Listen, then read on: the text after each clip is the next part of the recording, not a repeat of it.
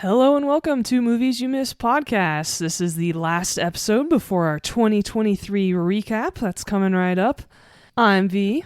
I'm John. And we are two industry veterans who love to recommend movies to you without spoiling them. Not a one here at Movies You Missed podcast. That's right, no spoilers here. John, how you doing this week? I'm doing pretty good. I'm pumped up. Love these movies. Lots of laughs.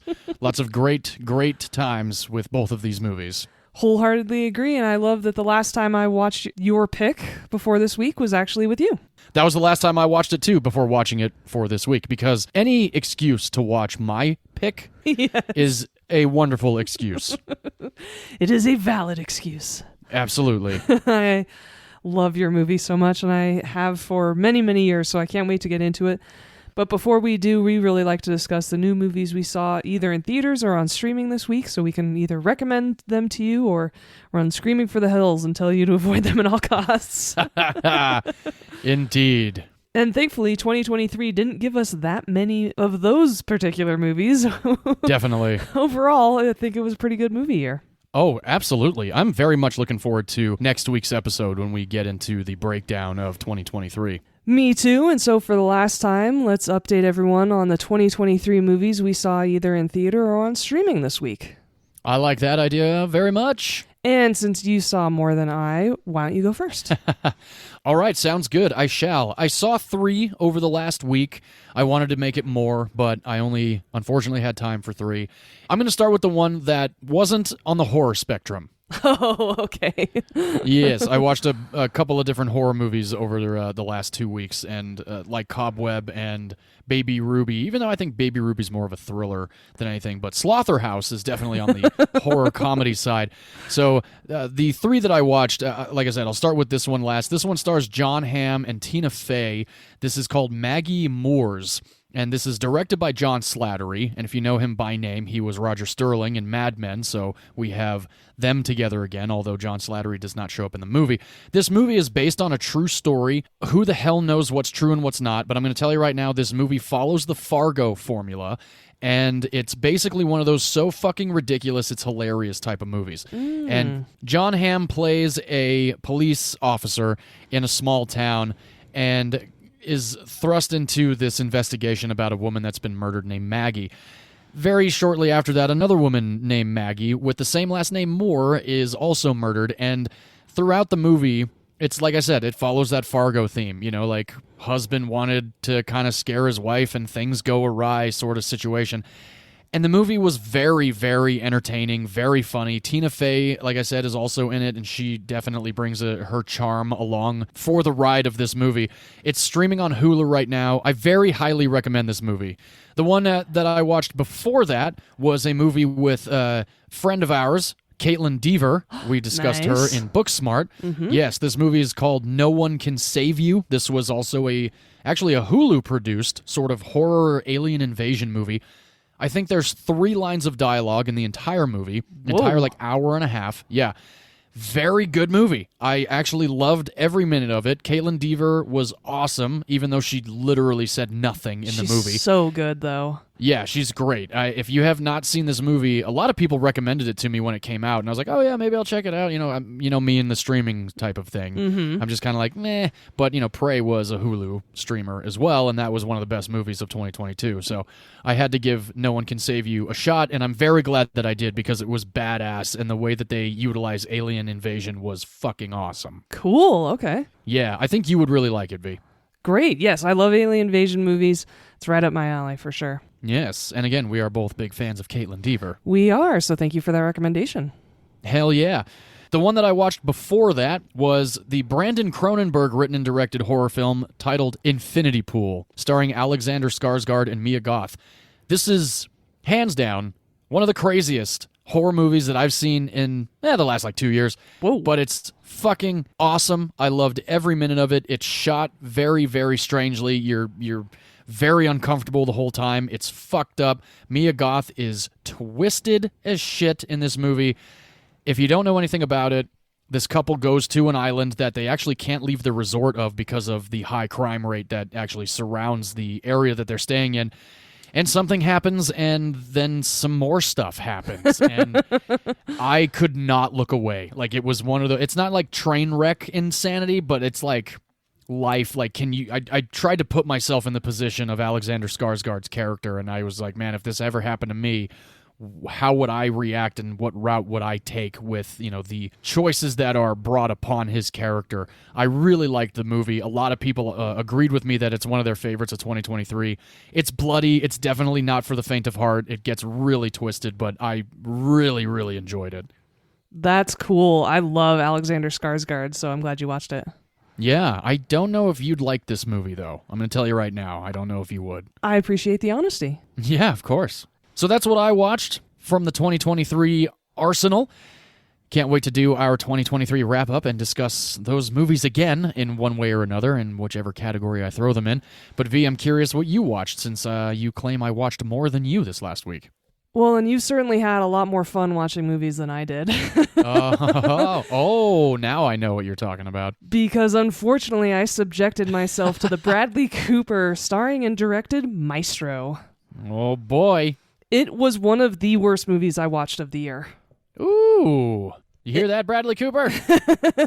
I am kind of upset that there has been any awards nominations for this film other than Carey Mulligan. And even with her performance, I think there are stronger lead and supporting actress performances of the year to push her out of the nominations group anyway. Oh, interesting. The reason I really didn't like the movie is because it was too much and it never decided what it really wanted to be. Was this a story about Sondheim's career? No, not really, because they just mentioned all of his work in passing. I mean, I found out in this throwaway line that he had written all of the songs for West Side Story. Oh, wow. Was it about his relationship with his wife and how they were super dedicated to each other? No, not really, because it jumps around so much you can't get involved in their relationship enough to even care. Oh, interesting. Was this about him being bisexual? Kinda, but again, didn't focus enough on it. It was very all over the place ADHD. It was too much, or trying to be too much, and Bradley Cooper absolutely was not believable in the role except for 2 very short scenes. Oh, really? His portrayal didn't feel genuine. It just seemed like it was Bradley Cooper portraying this role the whole time, and it just it didn't translate on screen, and it was very frustrating. And I'm glad I didn't waste my money at the theater. It's absolutely going to be on my movies you should miss list of the year.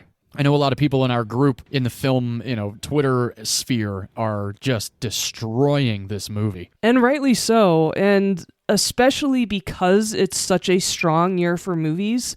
Yeah. He and this film absolutely should not take up a nomination slot.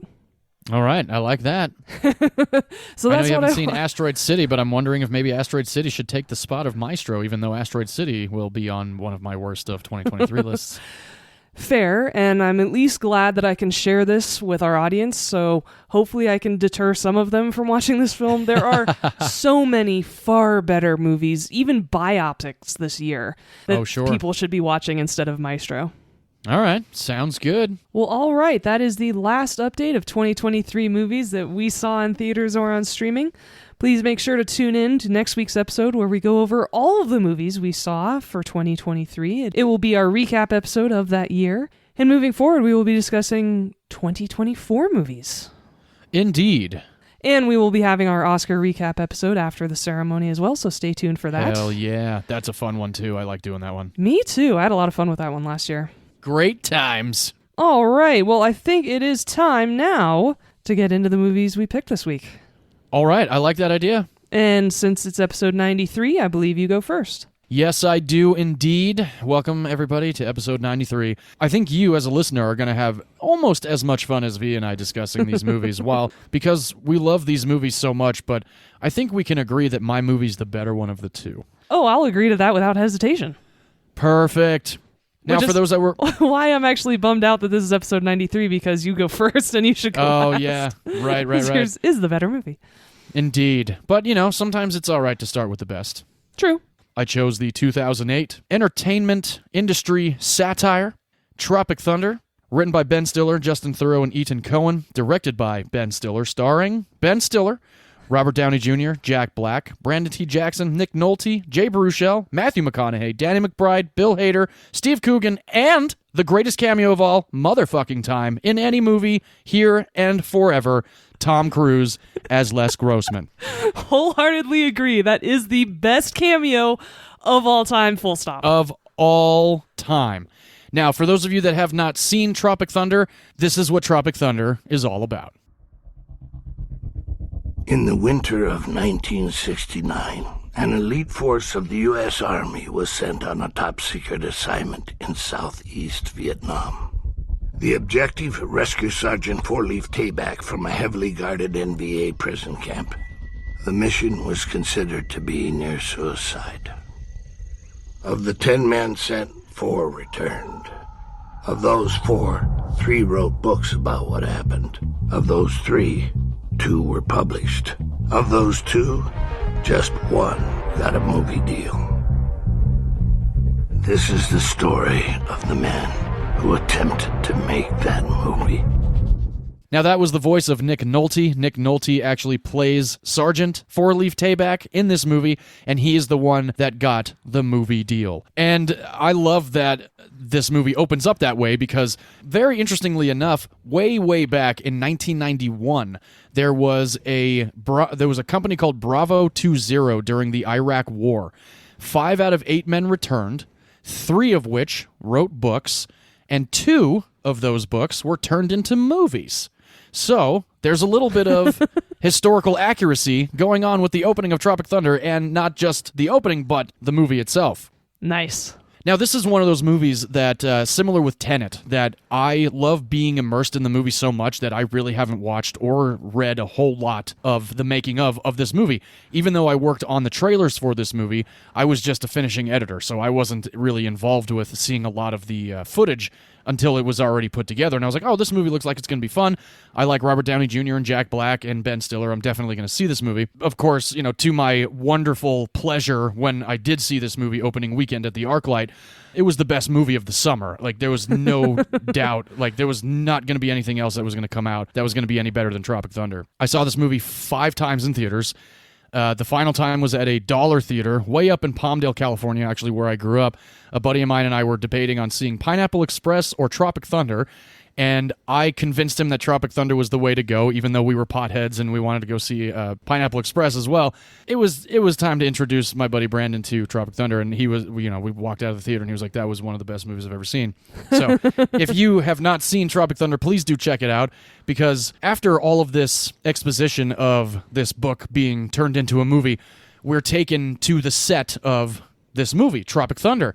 We meet this barrage of characters and actors. Ben Stiller, who is now playing Four-Leaf Tayback in this movie. We have Robert Downey Jr., who is playing an Australian named Kurt Lazarus, who has undergone a very controversial pigment operation to play the Black Sergeant Lincoln Osiris. We have Jack Black, who plays Jeff Portnoy.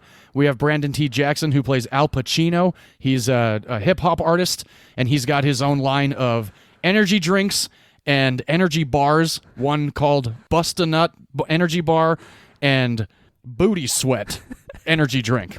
And he's actually black. And he is actually black.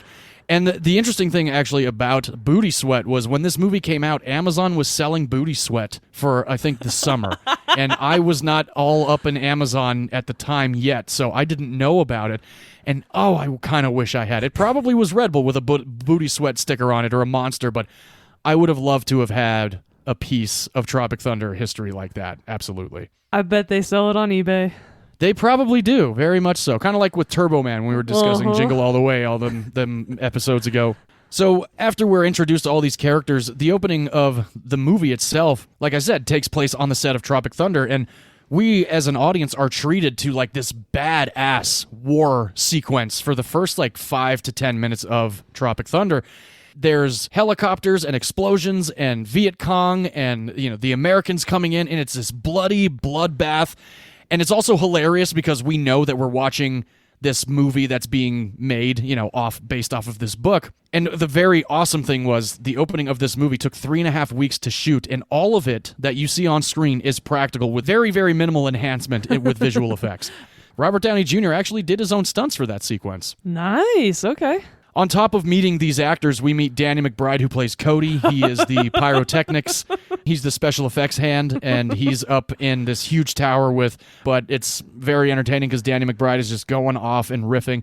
And that's another cool thing about Tropic Thunder is a lot of this movie was improvised, and about 95% of what Robert Downey Jr. says was all improvised. Oh my God. That is fantastic because most people don't think of him as a comedic actor. Exactly. I'd love to hear that. And Danny McBride is amazing and talented when he almost steals the show from this fantastic ensemble of actors. Oh, yeah, absolutely. I love Danny McBride in this movie. He's got some excellent one-liners. Everybody really does. But the crazy thing also about this movie is as we're meeting these actors, we're kind of finding out a little bit more about their personalities. We also find out Ben Stiller, who plays Tug Speedman, he's coming off of being like the hottest action star in the world. He's got Scorcher and Scorcher 2 and 3 and 4 and 5. Then we got Robert Downey Jr.'s character, Kurt Lazarus, who was like the method actor of the bunch. And apparently Robert Downey Jr. based Kurt Lazarus on Russell Crowe, Daniel Day-Lewis, and Colin Farrell. Yeah, I could see that. Very interestingly enough. And Kurt Lazarus was originally going to be Irish, but Robert Downey Jr. said to Ben Stiller and Justin Theroux that he actually thinks it would be a lot better for him to be Australian. And the reason for that was he was afraid he was not going to be able to improvise very well in an Irish accent, but he played an Australian in Natural Born Killers. So he wanted to keep with that accent, which he had done already, and I love Natural Born Killers. That movie is fucking insane, and I always loved Robert Downey Jr. in that movie. So he got, the go-ahead to be Australian. And, of course, he kills the Australian accent wonderfully if ever we hear it, which might be like 7 different times in the movie. He's pretty much Lincoln Osiris the entire time that we're watching Tropic Thunder. And he is actually Lincoln Osiris all the way through the DVD commentary, which is one of the best lines. I remember seeing this in theaters. I'm like, dude, this is so fucking brilliant. Why are you still in character? Me and Adam dropped character till I'd done the DVD commentary. Because this is, it's method acting. Like, of course, we've discussed how method acting can either really fuck things up or it can really go by way of, being accepted by people. And Robert Downey Jr. is actually on record saying that he's a bit of a method actor as well. So it really worked out that he was really just playing an exaggerated satirical version of himself, which everybody pretty much is doing in this movie. Yes, everything is exaggerated so well in this movie to make it satire. Yeah. Yeah, so Robert Downey Jr., he was nominated for an Oscar for this movie. That's going the distance, really.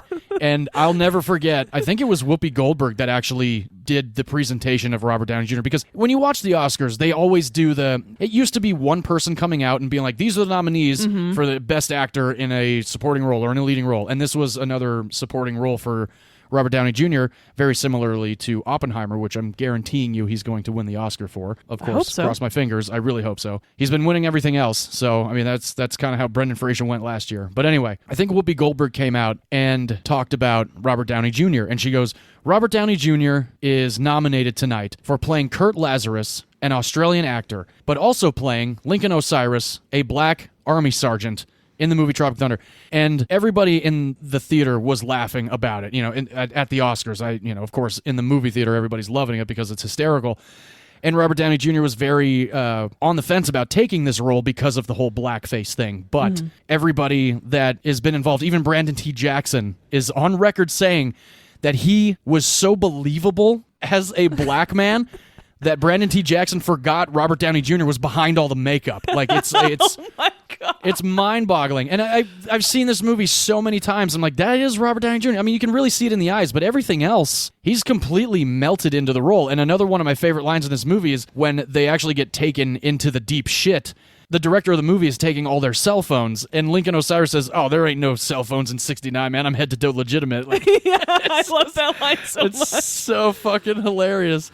So, and beyond, like, the fact that we're on this movie set, after we find out that this movie is being made based off of a book, the rest of the movie pretty much is trying to get this movie made on top of mishap after mishap after mishap.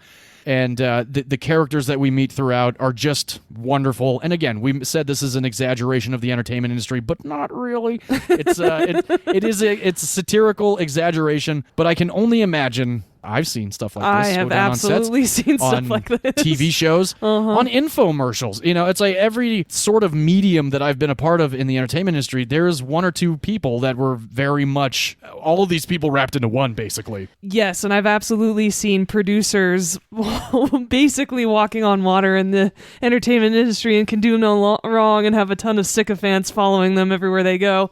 Yes. And that is one of the main reasons why this is a satire. This is acceptable. Yes, Robert Downey Jr. is in blackface, but this is satire because it's making fun of all of these actors. It's making fun of all of these Hollywood people. None of these actors are the heroes in this movie. They are all out of touch, pretentious assholes. They're complaining about the fact they don't have TiVo on the movie location shoot, right? And all this bullshit. And so, similar to our discussion in the Mel Brooks episode about Blazing Saddles, right? Oh, yes. It's because it's making fun of all the racists. That's why the movie is satire. That's why it's hilarious. Same here. It's making fun of all these Hollywood people. It's making fun of the fact that they cast a white man in a black role. Like, of course they did. Jesus Christ. This is one of my favorite moments in this movie between Al Pacino and Lincoln Osiris. Kurt Lazarus, really. So listen to this part. Man, what you coming out in movies for anyway? You need another revenue stream? For your information, my revenue stream currently generates $2 million a year in charitable contributions for my community. Hot dang. And why am I in this movie?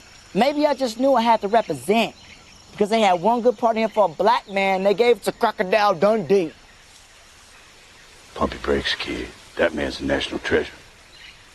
I just wanted to throw another shrimp on you, Bobby. That shit ain't funny. Hey, fellas, it's hot. We're tired. It stinks. I'm just fucking with you, Kangaroo Jack. I'm sorry a dingo ate your baby. You know that's the true story? Lady lost a kid. You about to cross some fucking line. I just love that whole interaction between both of them, and I love throughout the entire movie, they are at each other's throats. And there's actually a moment in the behind the scenes that I was watching that the reason why Al Pacino is so standoffish to not the fact that a white Australian is now playing a black man, but this white Australian is playing a black man how he thinks black people also act. Exactly. So there's all of that also, and this is another moment in the movie that has been one of my favorite parts in this movie since I saw it for the first time. You guys got to listen to this too, because this is another moment between Lincoln Osiris and Al Pacino. All right, fellas, we're gonna make camp. Rest up. Y'all might be in for a treat. Back before the war broke out, I was a saucier in San Antone. I bet I could call up some of them greens. Yeah, noodle some crawfish out the patty, yo.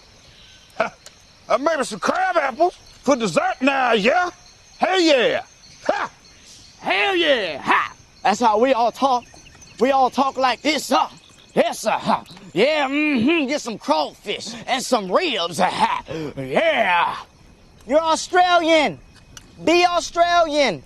Excuse me, Kangaroo Jack. And that's exactly our point, is that it's highlighting how ridiculous and racist these tropes are. And this black man, who's actually a black man, calling them out on it. Oh, it's so great. Yeah, I love how Al Pacino's like, oh yeah, that's how we all talk. Yeah, exactly. It's hysterical. Because, again, that kind of goes back to Black Klansman. How when Topher Grace's character was like, oh, black people pronounce their words differently, and this, that, and the other. So I could tell if you were black. I could tell you were actually black or white over the phone. So fucking ridiculous.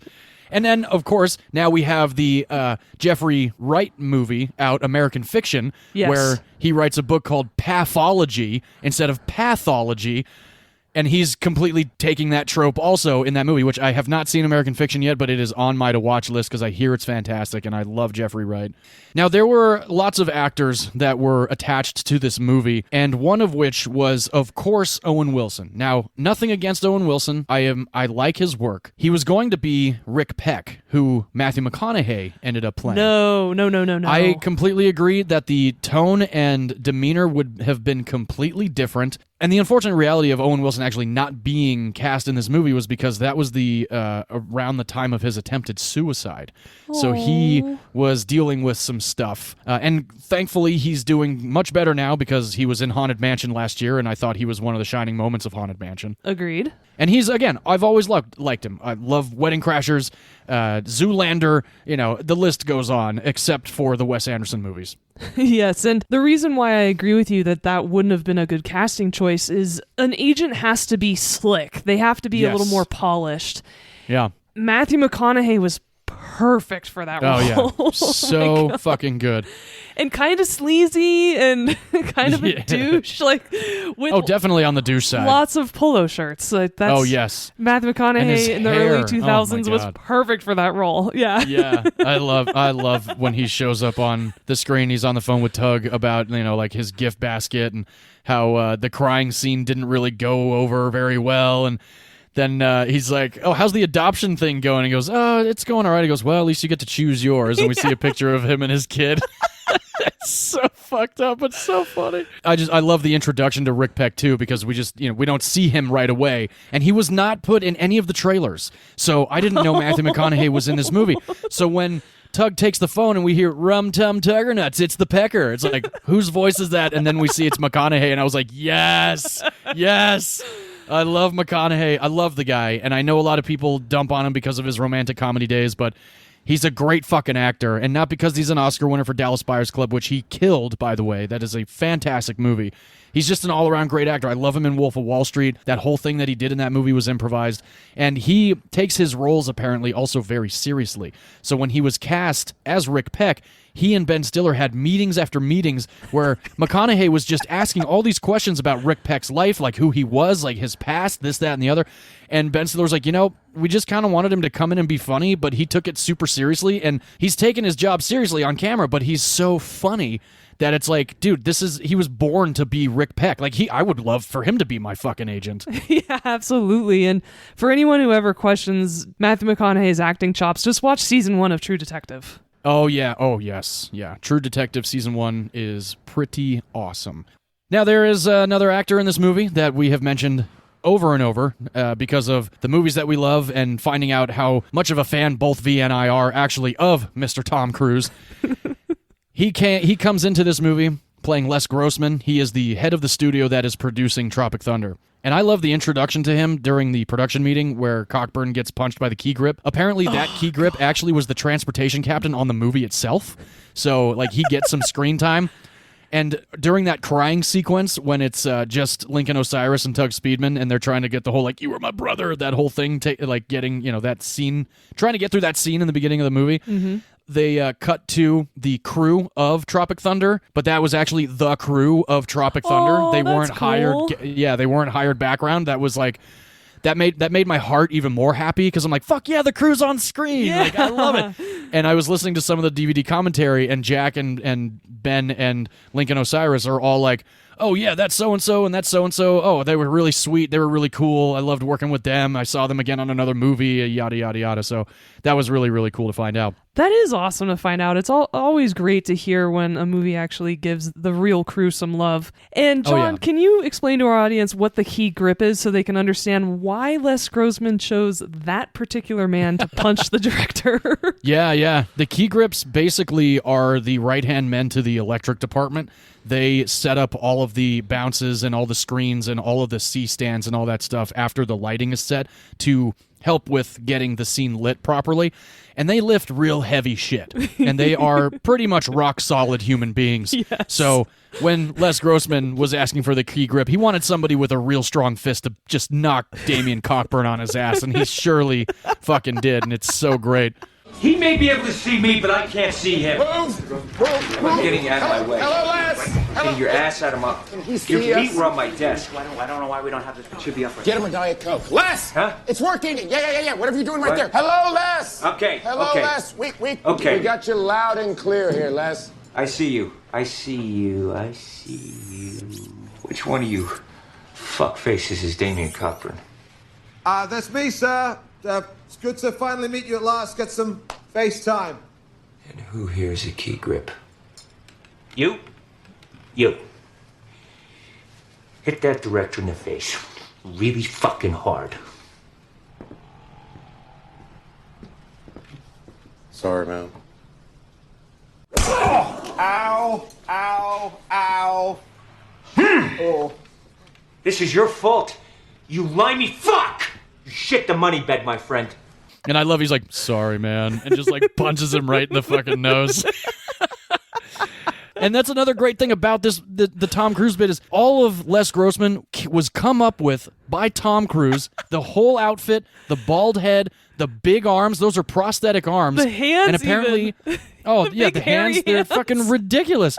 Yeah, he's got like ape hands. Yes. And apparently Les Gross Mains is like a French term, and that means really big hands. So Les Grossman, the studio head, has really big fucking hands. Jesus Christ. And Tom Cruise is just this foul-mouthed, like, just adrenaline-fueled stress ball of a human being. And there's speculation that Les Grossman is based off of Sumner Redstone, who Tom Cruise had a huge falling out with, I think late 90s, early 2000s at another studio. And so Tom Cruise kind of wanted to stick it to that person. Oh my God. And I gotta say, he fucking nailed it. As much as I love that Downey Jr. was nominated for an Oscar for this movie, I seriously think Tom Cruise should have gotten one too, because he is just so great. And I'll never forget seeing this movie for the first time in that sequence when they're doing the production meeting, and I hear the voice, and then you see the screen, and it's like, no fucking way. That's Tom fucking Cruise. Yeah. From Mission Impossible, Top Gun. A serious actor. Very rarely ever doing comedy. You know, I think Risky Business, Cocktail, Jerry Maguire, Well, like and it's on the comedy never spectrum. But ever self-deprecating either. exactly, yeah, and that's all Les Grossman is. And he's, again, foul-mouthed, a stress ball. There's a moment later on in the movie where there's a ransom out for Tug Speedman. Just listen to this. This is one of the greatest moments, in my opinion, of Les Grossman in Tropic Thunder. We are Flaming Dragon. Speedman is with us now. For 50 million, you will get him back. Now you're gonna get those. Who is this? And how'd you get this phone? We are Flaming Dragon. Simple Jack belongs to us now. I can't believe I'm still having this conversation. Oh, he does he? And let me tell you something, shitbird. I've never even heard of your little agency. But if you think you can poach my client, $50 million. Oh, you know see Simple Jack Again, because we kill him. This is Les Grossman. Who is this? This is Flaming Dragon! Oh, okay, Flaming Dragon. Fuckface. First, take a big step back and literally fuck your own face! Now, I don't know what kind of pan-Pacific bullshit power play you're trying to pull here, but Asia Jack is my territory. So whatever you're thinking, you better think again. Otherwise, I'm gonna have to head down there, and I will rain down on a godly fucking firestorm upon you. You're gonna have to call the fucking United Nations and get a fucking binding resolution to keep me from fucking destroying you. I am talking scorched earth, motherfucker! I will massacre you! I will fuck you up! Did you find out who that was? Yeah. Can you find out who that was? Yeah, I love That's my favorite line of the whole movie. Go to town, baby! Go to town! I love, over the last 15 years, not so much anymore, but when this first came out, my favorite thing to do was to show people this movie and watch them slowly but surely figure out that was Tom Cruise. Yes, and it takes a minute, and you just watch their gears turning, and it's so fun. Oh, it's great. Yeah, it's one of the best Easter eggs. It's the best Easter egg. He's the best cameo. There's never going to be a better cameo than this in any movie. And not because Tropic Thunder is about the entertainment industry, and V and I spent our half our life in the entertainment industry. It's just fucking brilliant. And Tom Cruise added all of the dancing. That was his mindset. He was like, I think this guy should dance around with certain things. And if you've seen the movie, you know what we're talking about. It's just amazing. And again, we're big Tom Cruise fans here, but I think out of every movie I've ever seen him in, this is his absolute shining moment. Just so damn good. Just so perfect. A guy who is never ever told no, and we've known those people in the industry. They are huge power players, and they become these arrogant megalomaniacs because they are never told no. I know, it's so crazy. I know. Another one of my favorite moments too is when Rick Peck finds out that the TiVo hasn't been set up for Tug Speedman over in Vietnam, and he's like, you know what, I'm gonna go talk to Les about this. So he goes over there and basically barges in on a meeting, and it's very minimalistic, this line, but I think it's great because the delivery is amazing. Les Grossman says to Rick, he goes, oh wait, what can I do for what do you need, Peck? And Rick Peck goes, more like, what do you need, Les? Glasses? And Les Grossman's wearing glasses. So he's like, what? Like, just his reaction. Again, it's very minimal, but it's one of my favorite parts of the movie because it's so minimal and it's so effective and it's so funny. Like, both McConaughey and Tom Cruise, I think that's the first time they've ever, and so far have only ever worked together. They were amazing together. Yes. I can only imagine how much fun and how little they shot on days because they were just having too much goddamn fun. And then throw in Bill Hader, and those are some of yes. the best scenes the whole entire movie in a movie full of great, memorable scenes. Oh, yeah. I know. Bill Hader plays Les Grossman's right-hand man, his assistant. Head sycophant. Pretty much, yeah. Les Grossman's pretty caffeined out. All he ever really does at the end of meetings is scream for a Diet Coke, and his other 3 assistants all have one open already and shove it in his face. And it's just great stuff. It's so awesome. Now, speaking of Rick Peck and Matthew McConaughey, when this movie was in early development, which actually Ben Stiller had started coming up with the idea 8 or 9 years before they started writing the script. So the movie had been swimming around in his head for a long time, and he apparently got the idea mostly from working with some people that had actually been on Platoon, and they were saying to Ben Stiller that they had gone through a real boot camp to, get in the mindset for Platoon, the Oliver Stone movie with Charlie Sheen and Willem Dafoe. And I don't know if anybody's, I'm sure a lot of you have seen Platoon. I just recently saw it for the first time within the last 5 years. Absolutely masterpiece movie, 100% fantastic. And there is an homage to Platoon by Ben Stiller. Yes, there is. At the beginning of Tropic Thunder. That's so many Easter eggs in Tropic Thunder, not only to war movies, but just, watch the movie if you haven't yet. You gotta watch it. It's one of the best. So back to the whole Platoon thing, when Ben Stiller was talking to these fellow actor friends of his, he thought it was kind of funny that a studio would send actors into a boot camp because they're just playing the roles. They're not actually a unit, but of course... Suck my unit! Yeah.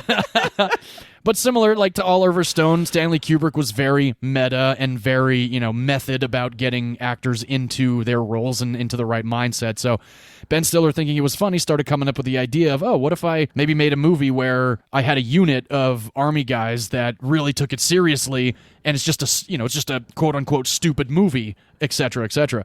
Again, he started coming up with the idea about between 8 and 10 years before he started writing the script with Justin Theroux. And Ben Stiller himself wrote Rick Peck for him to play. Interesting. Very, very interesting. And while he was writing this with himself in the role of Rick Peck, there was another actor that he had in mind for Tug Speedman. V, I'm going to give you a hint. Okay. He's in multiple franchise movies. He's supposed to be one of the sweetest men on the planet. His 4th movie came out at the beginning of this year of one of his franchises. Reeves? Oh Keanu fucking God. Reeves. Yeah, Keanu Reeves is Tug Speedman. I don't know. Maybe. I would say no, only because him being completely out of touch and pretentious and just such a goober, that's Ben Stiller, right? I mean, that's part of Ben Stiller's whole shtick is being completely oblivious. Keanu Reeves still rides the bus. Yeah, exactly. Right? Yeah. I can't imagine him complaining about TiVo. I completely agree. But I think, in a pseudo-universe, I wouldn't mind seeing it, because Keanu Reeves recently was in that Always Be My Maybe movie with Ali Wong, and he plays himself satirically, and he's really, really good at it. So good. So I think after having seen that and reading that Keanu Reeves was in mind for Tug Speedman, I was like, yeah, you know what, I could see that. that could be good. He would likely look like Neo in The Matrix. They'd likely have him all, jacked up and... Oh, yeah, you'd have to have a whatnot. flat top or whatever for Vietnam, right? Yeah. Yeah, exactly. Oh, my God. And speaking of the hairstyles in this movie, Jack Black declined this movie because he didn't want to dye his hair. Really? Yeah, but he later accepted the role and still was pretty upset that he had to dye his hair. I thought that was pretty funny. He wasn't upset about the role he had to play, which just is that he had to dye his hair. ridiculous, by the way. Yeah, absolutely. Oh, God, that's awesome. The blonde, the highlighted fucking flat top. Yeah. Now, going a little bit back to Robert Downey Jr. playing Kurt Lazarus, who then ultimately plays Lincoln Osiris in this movie. The makeup effects were actually done by Rick Baker, who we discussed 2 weeks ago for the Men in Black pick of mine. Yeah, I thought that was pretty awesome. And, we've seen this movie. The makeup is somewhat minimal. I mean, they definitely darken up Downey Jr.'s face. They put the wig on his head and that facial hair. And apparently the makeup process was only between 90 minutes to 2 hours. And it wasn't as long as a lot of people thought it would be. Yeah, and that was another thing that Ben Stiller and Rick Baker kind of came up with was they wanted it to be as minimal and as believable as possible because not only were they going to be shooting long hours, of course, like any other movie, but they were shooting in Kauai, which was a very humid summer. Yeah. So they didn't want all of the makeup to completely melt off. So I can only imagine like what the touch-ups were on the day.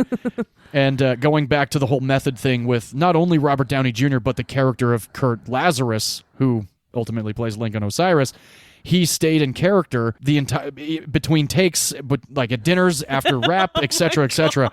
So I can only imagine how much fun that was when he was out of makeup and sitting at a dinner table as Robert Downey Jr. being like, "Hey, pass me the bread, man," like something like that. It was probably very entertaining for everybody, and not only everybody, but probably for himself. Like, I just feel like it just shows how much fun he really had with the character. On top of that. And he had just come off of Iron Man being released several months before Tropic Thunder came out.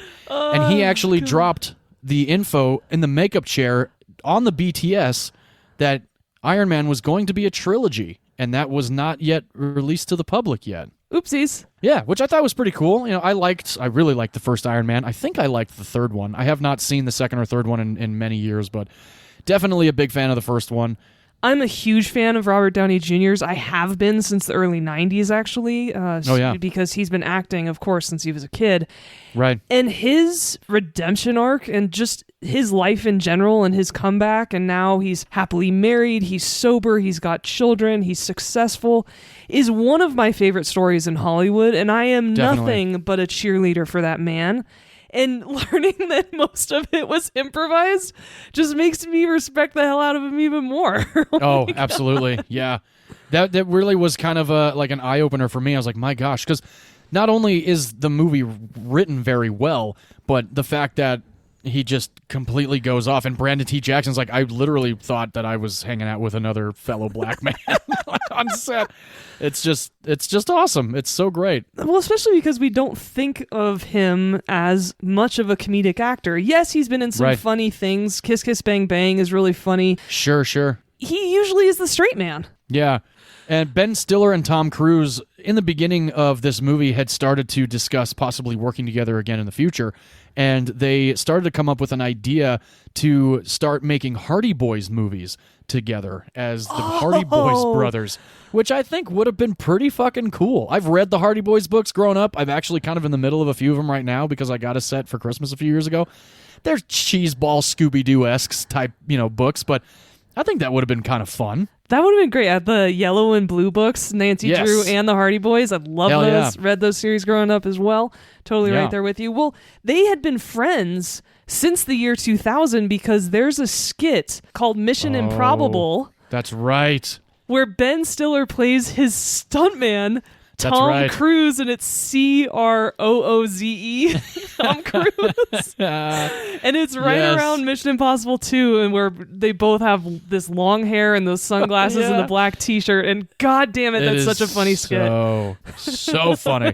Yeah, because then they start both laughing at each other, and it's like, oh my god, Ben Stiller kind of looks like Tom Cruise now with the laughing and everything.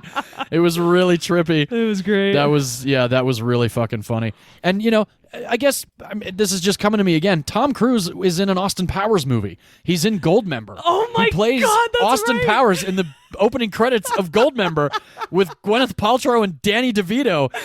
I loved him in that because that was another one of those moments where like the camera pans up and like, oh, here comes Mike Myers. No, it's Tom fucking Cruise in an Austin Powers movie. This is hysterical. So, and again, if you can make fun of yourself and absolutely just kill it every time, I mean, again, more round of applause for the man Tom Cruise because I love the guy. I can't say anything bad about him, even though his Scientology stuff is kind of off the charts. But I just love the guy as an actor, and everything and everybody that I've ever talked to that's worked with him has said that he's really a very nice guy. And I've walked by him. I think I mentioned this story several episodes ago, but I walked next to him on the Fox lot many years ago. and he was surrounded by like 25 suits. It was crazy. Well, now he's got an office on the WB lot. Indeed, he does. This movie came out August 13th of 2008. I went opening night because I spent so much time working on the trailers for this movie. And my buddies and I went, I believe it was me, my buddy Andrew, my buddy Kingsley, and my buddy Alex. And we of course, we were high as fuck as well. But my gosh, we just laughed our entire asses off, as did the theater.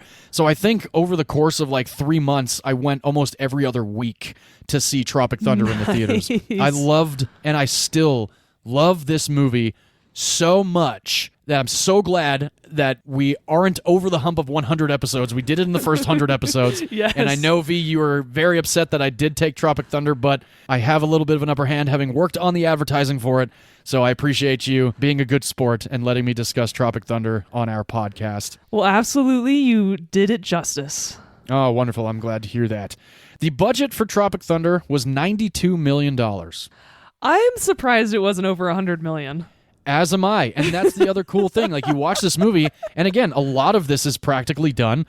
Jack Black actually did do his tumble out of the helicopter in the beginning of the movie. Yeah. Yeah, there's moments where, of course, they're, wider shots, and it's not Jack Black hanging from the chopper, but he did do the roll out of there. He says, although, you know what? I don't know how true that is. He said it on the DVD commentary, so it could be true. It may not be. Well, but there is a shot of him hanging out of a helicopter. That's and it's true. very That's much true. him on wires. Yeah. $92 million budget. Domestic box office take was not as impressive as I thought it was going to be. It was $110.5 million for the release in the U.S. and Canada. I know. But the worldwide box office went to $195.7 million. So it did pretty well worldwide, but still not as much as I thought. No, it was still a smash hit. Like, everybody I know, I remember seeing this movie. Well, and it crushed it on DVD sales as well, which helped a lot. Yeah, I remember that. That's true. But I would have guessed 180 for domestic. I totally would have guessed a little bit more than 110. Yeah. Absolutely. Yeah. And like I said before, I have done the year 2008 before, but just a couple of the highest grossing movies.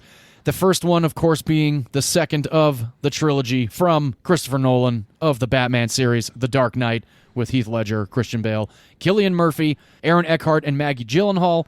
The second highest grossing film, the fourth of the 5 that were originally going to be 3, but they went with 5 instead. It's the worst of the 5.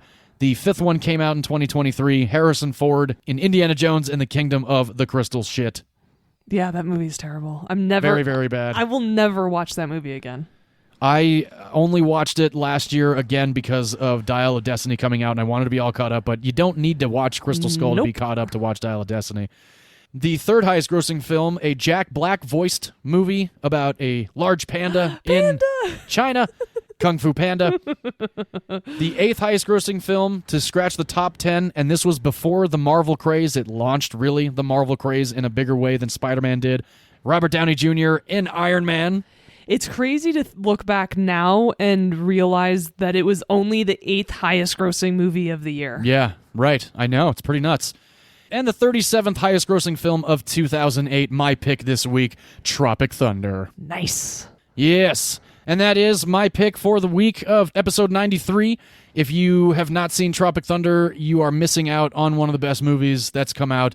You can stream it on Paramount Plus or rent it on Amazon Prime. It's also on Pluto TV. Please give it a shot if you have not seen it. It's one of mine and V's favorite movies of all time. I love it, and I can't wait to get into the next Ben Stiller movie. Are we ready to throw some balls at each other's faces? You better dodge, dip, duck, dive, and dodge. Yes, absolutely. Patches O'Houlihan. That's right, because I am covering the 2004 comedy classic Dodgeball, a true underdog story. Hell yeah. One of the first movies that I've ever picked with a longer title. I know that usually goes to you, but this week, it's not just Dodgeball. Yeah. As you said, it does star Ben Stiller, because this week we are covering our favorite Ben Stiller comedies. It also stars Vince Vaughn and a whole host of other people that I am very excited to get into in just a little bit. But before I do that, let me talk a little bit about the plot of this movie. Yeah. Dodgeball is about a pretty unmotivated guy named Peter LaFleur who runs a small, privately owned gym. It's called Average Joe's, and as he walks through his gym first thing in the morning, we get introduced to all of these wonderful side and supporting characters in this movie. They're all actually his friends, and he just seems like a really nice dude. You know, he doesn't really collect membership dues. He's friends with everyone. He's very non-judgmental, which is the exact opposite of the very large corporate gym across the street. It's called Globo Gym, and it's run by White Goodman, played by Ben Stiller, who has probably the most toxic, unhealthy relationship with food and body dysmorphia that you've ever seen. Oh, absolutely. And it's funny, I think this is like another play on his character from Heavyweights in the early 90s as well. That is the rumor. That is exactly right. And so he is a very judgmental person, very awful person. And the motto to his gym is, "We're better than you, and we know it." And we know it. So out of control. Yes. But unfortunately, there's a bit of a rivalry here between these two gyms and very different people. And Peter, being the man that he is really behind on all of his bills. Like I said, he hasn't really been collecting membership dues for about 13 months. And this is when we get introduced to Kate, who works for a bank, played by Christine Taylor. Oh, yeah. Who is Ben Stiller's real-life wife. Yes. Which makes her interactions with White Goodman in this movie all the better. I know, it's so crazy, like, watching this. Like, they, like, go home at the end of these shooting days, and she's supposed to be completely repulsed by him, but she's in love with him. They have children together. They had an 18-month-old during the shooting of this movie. Wow. Oh, wow. And she has to pretend to throw up in her mouth a little bit when he hits on her because he's so repulsive. And it also, in a weird way, she starts out that way in Zoolander, too. Yeah, exactly. So funny. Like I said, she's been hired by the bank to unfortunately start basically the repossession and foreclosure process on Average Joe's gym because Peter LaFleur is way behind on all his bills. And he goes and tells all of his friends who work out at the gym his problems. The worst part about this is White Goodman is planning on buying this gym, demolishing it, and putting another parking garage for Globo Gym in its place. Yeah, that's right. And everybody hates this guy, and so they're all putting their heads together, trying to come up with a solution of $50,000 in all of this back mortgage pay that Peter now owes within 30 days. And these guys start off, why don't we just have a car wash and we'll raise money there? Yeah. But unfortunately, these very beautiful women throw a car wash the same day, and that scene is just hilarious in and of itself. Oh, yeah. So unfortunately, they fail there, and so they're continuing to brainstorm how exactly can we raise this money so quickly?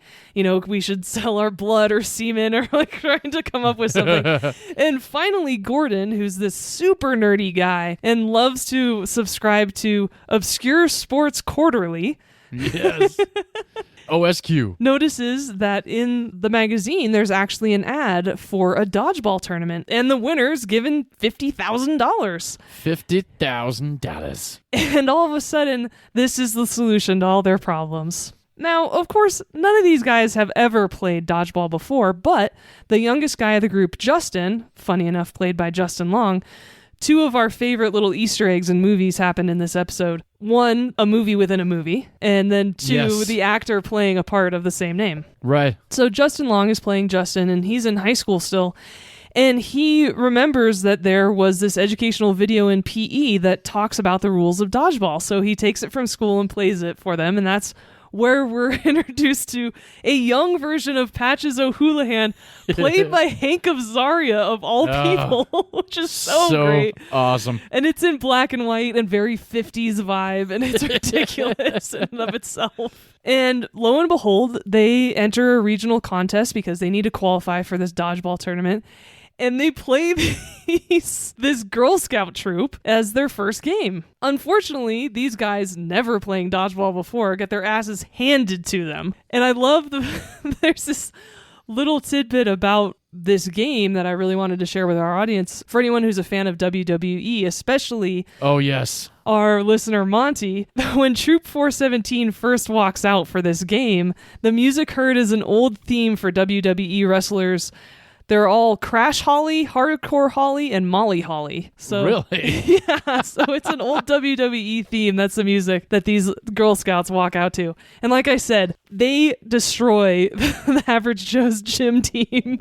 But unfortunately, it's found out in a random drug test that one of them is on performance-enhancing steroids, and so they get disqualified, and Average Joe's gets to go to the championship in Las Vegas. So hilarious.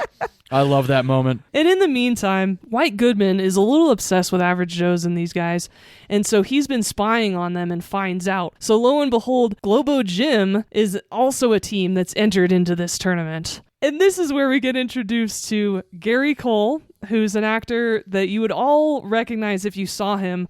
Most notably, he's Lumbergh in Office Space. Yes. He's the manager who says, that would be great. Yeah.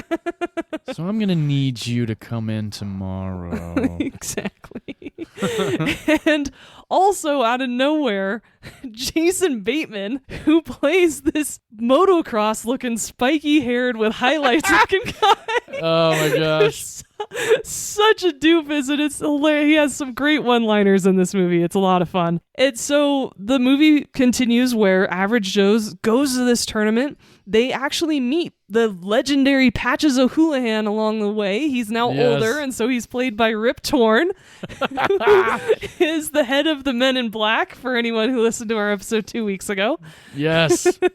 And he's in a wheelchair, and we never find out why. We never find out why he's in a wheelchair. We never find out why. And this maybe he's just lazy, and that's probably. I don't know, but probably. that's so funny. Oh, and you know what? It's an old dodgeball injury. Ah, perfect. He couldn't dodge a wrench or traffic. No, and because that is his training protocol for Average Joe's to whip him into shape before this tournament. He's insane, and so they're all at the gym, and they're like, great, we're going to learn how to play dodgeball. And he starts throwing wrenches at these guys, and they're like, what are you doing? And he says, you're going to learn to be true dodgeballers. Then you've got to learn the 5 Ds of dodgeball. Dodge, duck, dip, dive, and dodge. If you master the 5 Ds, no amount of balls on earth can hit you. Quebec, go ahead. Me or... Yeah, shouldn't we, learn by dodging balls that are thrown at us, or... That's what this sack of wrenches is for.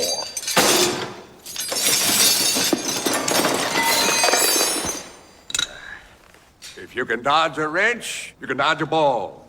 What?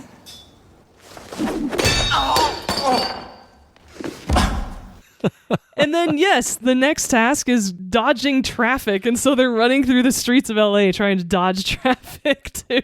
And that's one of their drills. It's ridiculous. So out of control. And Stephen Root, when he's running across traffic, I love Stephen Root in this movie. I love him. We love Stephen Root and everything. Yes. How can you not? And similar to your movie, there's just Easter egg after Easter egg. You know, there's the dodgeball tournament that's broadcast on ESPN 8, the Ocho. The Ocho. Which is a play on ESPN 2 because it used to be called The Deuce. Right. Which is ridiculous. And after this movie came out and became as popular as it is, in 2017, ESPN renamed ESPNU to ESPN 8, the Ocho. Oh, wow. So there's a real ESPN 8 in That's real pretty life. cool, though. And it shows obscure sporting events, including dodgeball tournaments. Really? In real life, yeah. Oh, my gosh. Yeah. That's actually, wow. Yes. You know what? It's oddly enough, it's so funny. When I first saw this movie, I saw this movie several times in theaters. I think maybe 2 or 3 times in theaters. And I bought the DVD right away because it was one of those movies that was like, no, this is going to be funny every time I watch it. This movie kind of unlocked my curiosity to scroll through all the ESPN channels to see what sports were actually broadcast on ESPN. I knew bowling was a big thing. I knew obviously golf, PGA, all that stuff. But man, there are some sports that you're just like, what the fuck? So yeah, OSQ, if that actually existed, I would probably subscribe to it just to see for example, snow shoveling, who I don't know, what would be the most obscure sport. Curling is one of the dumbest fucking sports. Hey, I love curling. Don't even hate on it. So many people do. And I'm not hating on it. I'm not being like, you're an idiot for liking that. It's just so stupid. I don't, maybe I just don't get it. I don't know. But it's like that's an Olympic sport. People are winning gold medals for brushing ice. It's just so strange. It's so obscure. It is. While I agree with you, I don't know if it should be an Olympic sport. I've actually done curling in Canada before. Oh, really? At a very old, one of the first curling clubs ever in Canada, and it was so fun and ridiculous. And that's awesome. It was from the 1800s, this club, and so their motto, this old school stained glass window was in the club, and it says, "Curling, a very manly sport." And I was like, really? I thought it was hilarious. But yes, it is a lot of fun. But yeah, I mean, random sports like that. And the funny thing is, Alan Tudyk, who's also in this movie, yes, he very famously was in Firefly. He plays Wash, the pilot. And one of the things he talks about is weird traditions on different planets because these guys are on a spaceship. And he says, one of the things they did on this planet is they juggled goslings, baby geese. And that was their thing. And that made me think of that. That's that awesome. Would be an obscure sport. Yeah, oddly enough, there's sports pod racing in Star Wars. Yep. There are sports in tons of made-up sports in movies. Yeah, across the galaxy. Yeah, exactly. And so in this galaxy, on this planet, in this movie, Dodgeball is a ton of fun, and you actually really start to get into it, especially as Americans. We remember elementary school when we used to play Dodgeball. Oh, yeah. I Absolutely. loved that game. Hell yeah. Would totally play it again as an adult. No problem. I think it'd be great. And this movie, it's not a raunchy comedy, but it is a little lowbrow. It's just hilarious in every way. I mean, they go to a Mexican food restaurant. It's called the Dirty Sanchez. Yes. Yeah. And there's just all these little tidbits that are just so ridiculous in the movie. And the amount of cameos, it's hard to keep track of them all. There's so many. It's really fun. And all of the teams that they play are also super fun. They have guys dressed up as lumberjacks. And I love that Lumber Liquidators is one of the sponsors of the tournament. Yeah, that was great. Oh, gosh. That's one of my favorite moments of the movie is when they introduce the lumberjacks and they act like they're turning on a chainsaw, ready! And you hear the there's so many great nuances and sound effects use in Dodgeball that is just dude, this is so fucking great. No, that's the other cool thing too about the movie is it's you're watching this as a movie, but then they do the replays and stuff like that. It's timber, and they have the guy going down in slow-mo, and then it's down the corner of the screen's ESPN 8 the Ocho, and they have that scrolling thing going by, and exactly. It's what So maybe next time I watch this movie, I'll just pay attention to the scrolling and see what kind of twisted shit they have in there. Yeah, exactly. And then there's the German team. They are the European champions, and of course, they salute a David Hasselhoff picture, and that's what they join hands for. And then after their game, David Hasselhoff is actually there yelling that was at them, so great. which is great. And we talked about David Hasselhoff when I picked Eurotrip, of course. Yes, of you course. You all were gifted the audio clip of one of Hasselhoff's songs. Yes. It's a great song. Exactly. So funny. And throughout this whole movie, one of the other subplots are the two men who are competing for not only this tournament, but also for their gyms. They're also competing for the attention of Kate, played by Christine Taylor. Yes. And I love her in this movie because she's not a damsel in distress. And I love how she's introduced to us in Peter LaFleur's office. Yeah. Hello. Oh. It's actually not my birthday till next month, but terrific. I am so sorry. Hi, I'm Catherine Veach with Hawthorne Stone. Oh. Your bank? Right. My bank. Well, you are very attractive for a banker. Thank you. I'm not a banker. I'm a lawyer. Really? And what kind of law are you involved in, Pretty Eyes? Sexual harassment, mostly.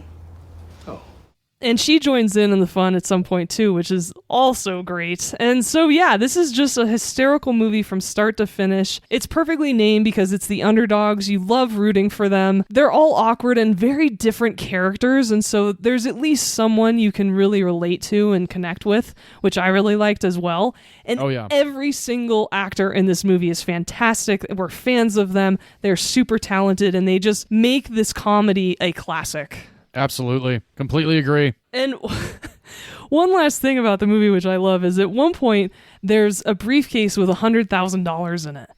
Yeah. And the person presenting this briefcase says, well, I bet you've never seen $100,000 before. The first time you see it, you're really taken aback. And they open up this briefcase, and it's not full of money. It's a single little tiny stack of money. And I absolutely love it because most movies are like, here's $100,000. And it's just stacks and piles of money. And you're like, dude, that's not $100,000. Yeah, not at all. And so I loved how realistic and just the play that was. It was, oh God, it's still funny to this day. It absolutely is. I love that whole exchange. He opens the briefcase and like, oh, I guess that would be what $100,000 looks like. Yeah, exactly. It's $100 bills. It's not that big. No. And unfortunately, these days, it doesn't go that far. No, unfortunately, it does not. As I said, Vince Vaughn plays Peter LaFleur, who owns Average Joe's Gym. We've actually talked about him before a couple times. Mm-hmm. First off, he was in The Cell, which was my pick for episode 13. That's right. Oh, wow. Very cool. One of his more serious roles. Yeah. The next pick of mine that he was in was Hacksaw Ridge for our war episode in episode 22. That's right, man. I really like him in Hacksaw Ridge. Me too. Another serious turn of his. Yeah. And then more recently, he was in your pick of Four Christmases, which was the second to last episode of the year last year. Hell yes. He's great in that. And a couple more that he's been in. Lost World, of course. Had to mention that for you. Oh, yes, of course. Jurassic Park, Lost World. That's the second movie of the series. Just to let everybody know. Had to give the whole title. Yes. He's in Old School. He's great in Mr. and Mrs. Smith, though I think that... Oh, wow. I forgot he was in that. This is such a...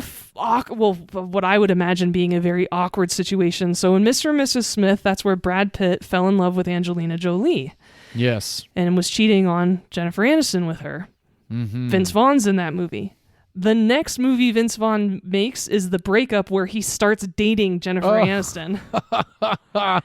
Interesting. And he's dating her in real life during that time. I remember, that they had started going up. So it's just very intertwined. Anyway, so Vince Vaughn is also in another one of our favorite comedies. We both love Wedding Crashers. Hell yes. Speaking of Owen Wilson.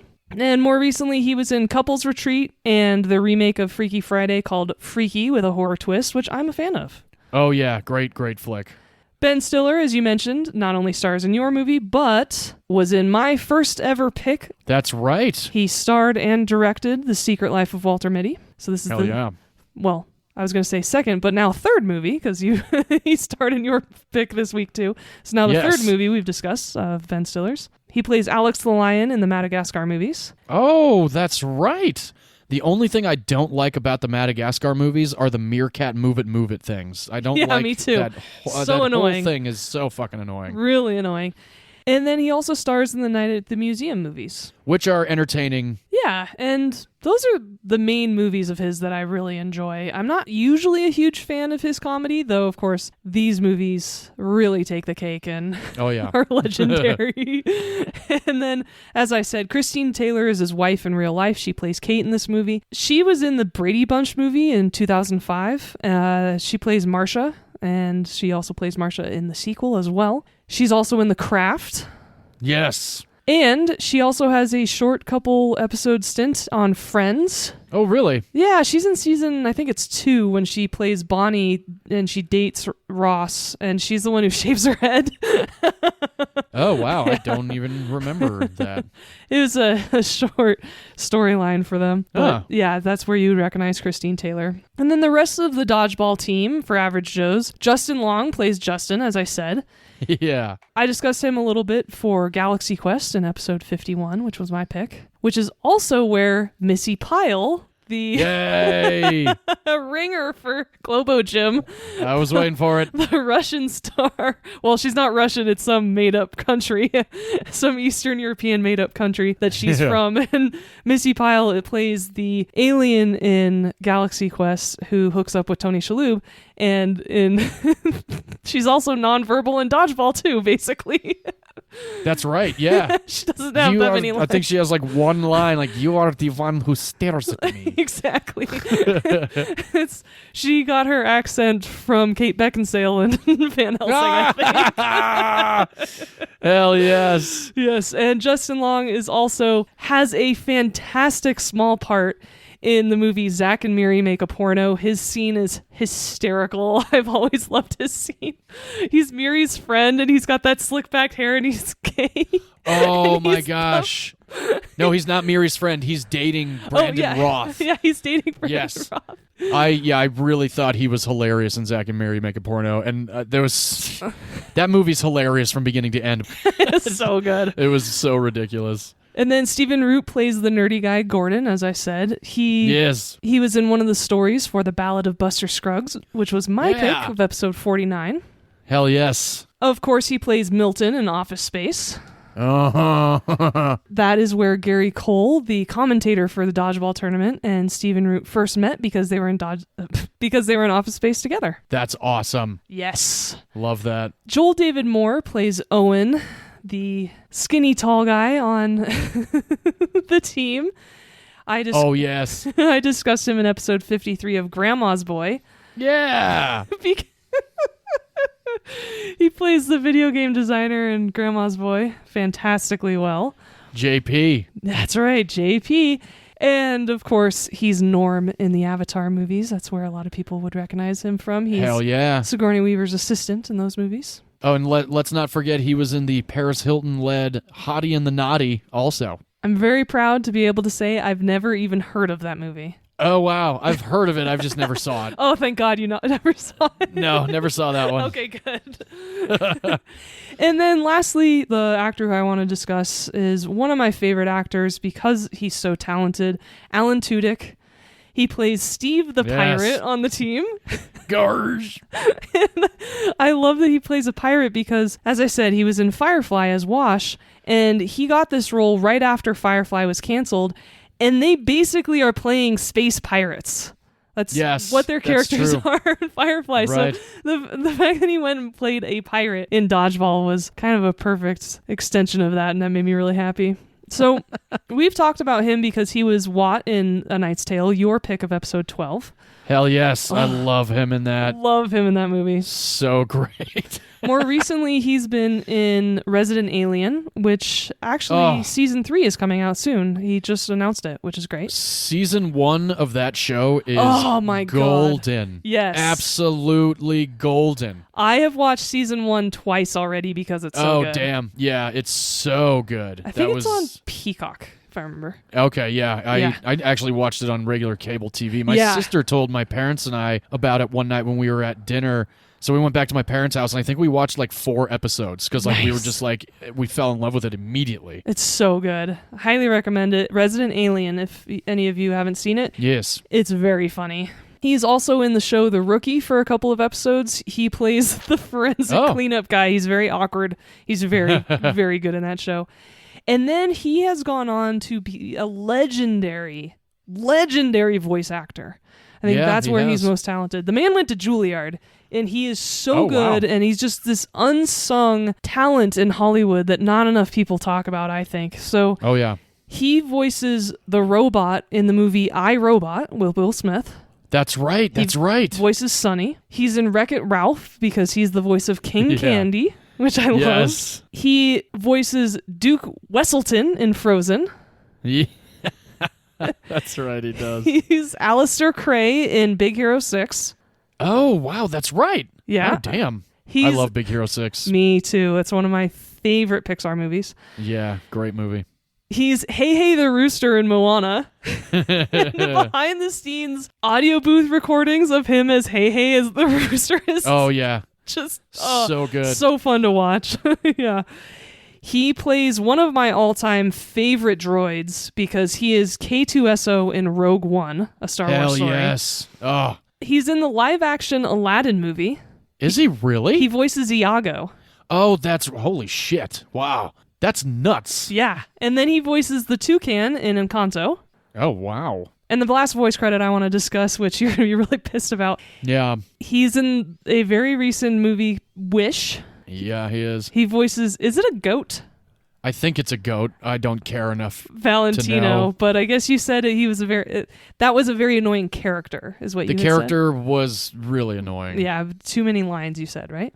Way too many. But as an actor, he's really talented because he plays a very racist baseball coach in the movie 42 starring Chadwick Boseman and Harrison Ford about Jackie Robinson. Oh, wow. And he said that was the hardest role he's ever had to play because he was so racist in the words he had to say. And he said it was the hardest thing he's ever done as an actor. Absolutely. I know Leonardo DiCaprio had that problem on Django Unchained also. Exactly, yeah. Yeah. He also has a bit part in Deadpool 2. Does he really? He's the redneck alongside Matt Damon on the back of that truck when Cable arrives. So awesome. He was in 5 episodes of the Santa Clarita Diet. Really? Episodes that I wasn't on, I guess. He was in season 3. Oh, I was on season 3. I thought so too, yeah. Yeah, I was. So it's a bummer you guys missed each other. Yeah, that is a bummer. And lastly, a movie that will be on the list at some point, Tucker and Dale versus Evil. Yeah, I like that one. That's a good one. I love that movie so much. I love horror comedies. Oh, yeah, horror comedy's great. He is also in a Judd Apatow movie with Katherine Heigl. He's in Knocked Up as well. He is in Knocked Up, yeah. Yeah, he's got a career. I mean, he's got a long list, but that one I always revert back to the Knocked Up one because he's in it for a very short period of time, but he's really funny. Yeah, he's very memorable, and I think he has somewhere around 161 credits. Dang. Yeah, the man's been working. He's great. That's awesome. And the man who wrote and directed this movie has one of my favorite names for a director. I don't know why, but I think his name is so cool. His name is Rawson Marshall Thurber. He has such a cool name. That is interesting. Yeah. So he wrote and directed Dodgeball. He's directed some very fun films, very popcorn films that I'm actually a big fan of. Oh. I really like the stuff this guy usually produces. You definitely don't, but I'm a big fan of him. So he directed Red Notice, the Netflix movie that came out 2 years ago. Oh, wow. With, well, now 3, but with The Rock, Gal Gadot, and Ryan Reynolds. He also directed Skyscraper with The Rock. Oh boy. Central Intelligence with The Rock and Kevin Hart. Yeah. And one of my all-time favorite comedies, We're the Millers. Oh, boy. So, like I said, you wouldn't like him, but I love this guy. Well, I like Dodgeball quite a bit. I love that one. I'm glad Dodgeball was the first one. Yes. And he's a great screenwriter, too, because he also wrote Central Intelligence, Skyscraper, and Red Notice screenplays. So, wow. Yeah. Good for him. However, it was really hard for him to get Dodgeball made. A lot of studios passed on it. Yeah, DreamWorks passed on it. MGM passed on it. 20th Century Fox finally made it. Wow. That was only after Ben Stiller agreed to reduce his salary to under $1 million. Whoa. So the budget of this movie was between $20 and $23 million. Whoa. It grossed $114 million in the U.S. Hell yeah. And $168 million worldwide. Nice. So it did really, really well. And I hope Ben Stiller got some back points for reducing his salary. Yeah. That's interesting. With that budget, Ben Stiller went under $1 million for his salary. What was like $995,000 or something like that? From what I read, it said well under $1 million. Oh, wow. So he was willing to really take a cut. And yeah, I think a mix of not getting enough financing plus the ensemble of characters and that filming that huge dodgeball tournament took a lot of time, a lot of background. That's true. You know, they ate up a lot of money. They had to, I'm sure, build the dodgeball tournament court. Very likely. So, and then, of course, they had to pay Patches O'Houlihan for coming in to train everybody. Absolutely. And so, as we said, if you can dodge a wrench, you can dodge a ball. But unfortunately, Justin Long is not good at dodging anything in this movie. He's very unathletic. And he's the first one to get hit with a wrench in this movie. And of course, all the wrenches were made of rubber. However, the first wrench that was thrown, which was from the first batch of rubberized wrenches, was actually pretty hard, and it cut his eyebrow wide open. Oh, ow. Yeah, which I hope he didn't get a scar from that, but definitely a war wound if it was. Oh, yeah. Ouch. Yeah. And according to many cast members, the hardest part of filming was actually not flinching when they knew they were going to be hit by a ball in that scene, which I totally get. As someone who did stunts in film, the hardest part was not acting like you were about to get hit. Right. So I get it for sure. as I said, there are a ton of cameos in this movie. I've already mentioned a couple, including David Hasselhoff. Some others are Lance Armstrong, which, because of his fall from grace, it makes his cameo even better because this movie is just so ridiculous and about the underdog, and it's kind of perfect, actually. And so, you'd think that would have aged pretty poorly, and in fact, I think it's even better now for some reason. No, I agree. When I was watching it just the other day, I was like, ha! Lance, you son of a gun. Exactly. And then William Shatner makes an appearance. Oh my gosh, that's right. He's the commissioner. Very reminiscent of his role in Miss Congeniality. I loved it. Oh, yeah. Absolutely. Love that guy. And then Chuck Norris also makes an appearance, a very pivotal appearance in this movie, in fact. Hell yeah. And talking about Ben Stiller and my first pick of this podcast with The Secret Life of Walter Mitty, Patton Oswalt does some Foley work in this movie. He does. He does. He is the host of a cooking show that Ben Stiller is watching during a very awkward scene. Yeah. And he also voices the video store clerk on Peter LaFleur's answering machine, talking about all the overdue videos that Peter has. Oh, really? Which are that's all awesome. Puns of famous movies. They're all porno videos. It's really funny when you catch the titles, which I only started really paying attention to the last couple times I've seen this movie. Norm Macdonald is in all of the Globo Gym commercials. Are you serious? Yes. Nuh-uh. So a bunch of the Globo Gym scenes with the commercials playing on in the background and the commercial playing on TV, Norm Macdonald's in. No fucking way. I gotta go back and watch those now. Oh my gosh. So good. And I miss Norm Macdonald. I'm just so happy with all these cameos. And the referee for the Dodgeball tournament in this movie looked so familiar to me. He's looked familiar to me every time I watch this movie. Every time I've watched this movie, ever since 2004, I've never been able to place this guy until finally doing research on this film. Al Kaplan. Yeah. Was the referee for the American Gladiators. Oh, wow. Which like is the actual TV show? Why we recognize him. Oh, shit. Yeah. Okay. And so speaking Crazy. of DVD commentary, the unrated DVD of Dodgeball contains a fake commentary where Ben Stiller and the two main actors, so Vince Vaughn and either Christine Taylor or one of the guys on the Dodgeball team, do nothing but fight. And claim to hate each other throughout the entire commentary. Really? Yeah. But before storming off 40 minutes in. What? Yeah. I have the unrated DVD. I'm going to have to check that out. And then the commentary is replaced with the commentary from There's Something About Mary. That is hilarious. Yeah, so we have to sit down and watch that together, I think. Yeah, I guess we'll be doing 2 DVD commentaries when you're here next time. Yes, exactly. And lastly, what I want to part with to demonstrate the greatness of this movie, it is apparently one of Dame Helen Mirren's favorite movies. No way. Yeah. That's awesome. Yep. I love Helen Mirren. Me too. I love She's hot. Hot. And just cool. And I like every interview I've ever seen with her. She does not give a shit. She totally pushes back on any sexism that she's had to deal with. And she was badass in the Red movies. Oh, hell yeah. Oh, the Red movies are awesome. Yes. Definitely big fans of those. Me too. And so that is Dodgeball. A true underdog story released in 2004. You can watch it if you have a live TV subscription. You can stream it on demand, actually, through DirecTV, AT&T, what have you.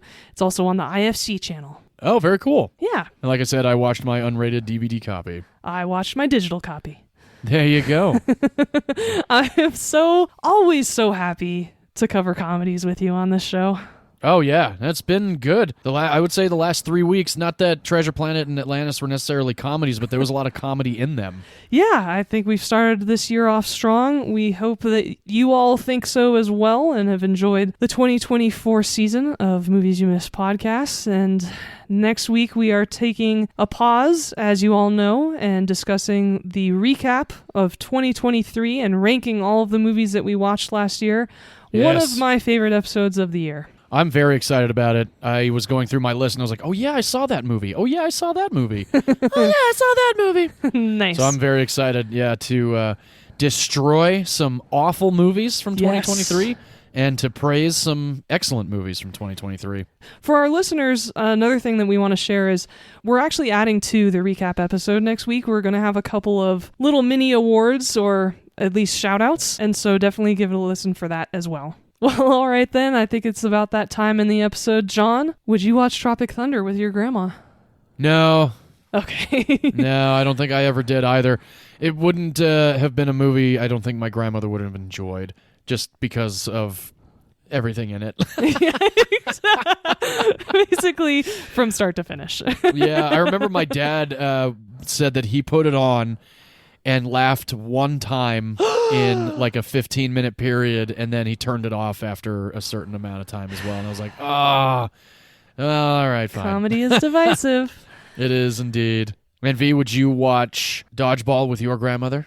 No, definitely not. The amount of vulgarity coming out of Rip Torn's mouth in and of itself is enough for me to not recommend it for her. Completely That's agree. For sure. For both of these movies, it's just ridiculous fun comedy, and it really just depends on your style that you like. All of my sisters love both of these movies. My mother does. My father does not.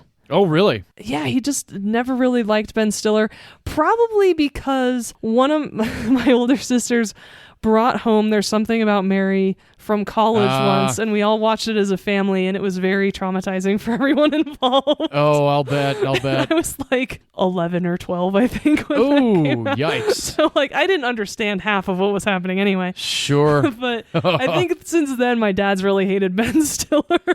You know, it's odd. I think that was the same thing with my father. I think he saw Something About Mary and was like, oh, Dumb and Dumber. I like that movie. Yeah. And then saw that and was like, okay, well, I'm done with Ben Stiller. Yeah.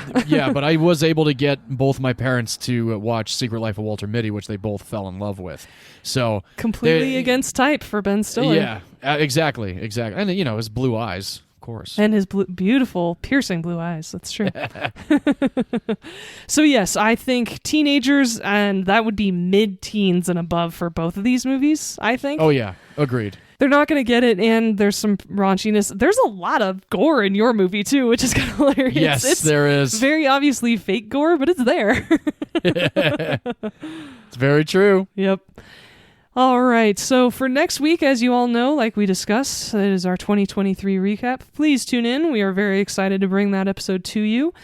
And until then, please rate, review, and subscribe to our show. It's super important, and we love getting new listeners, so anytime you can mention it or recommend this podcast to any friends, family, or coworkers, we deeply appreciate it. And as you all know who've been here before, we like to close our episodes out with film as a form of art, and in art, every opinion is valid, except if you think you're the dude playing the dude disguised as another dude. Exactly. Sergeant Lincoln Osiris, everybody. That might be my favorite ending so far in 93 episodes. So great. Tropic Thunder. Watch it. Definitely. All right, everyone. Thank you so much for tuning in. Cheers, everybody. Bye-bye.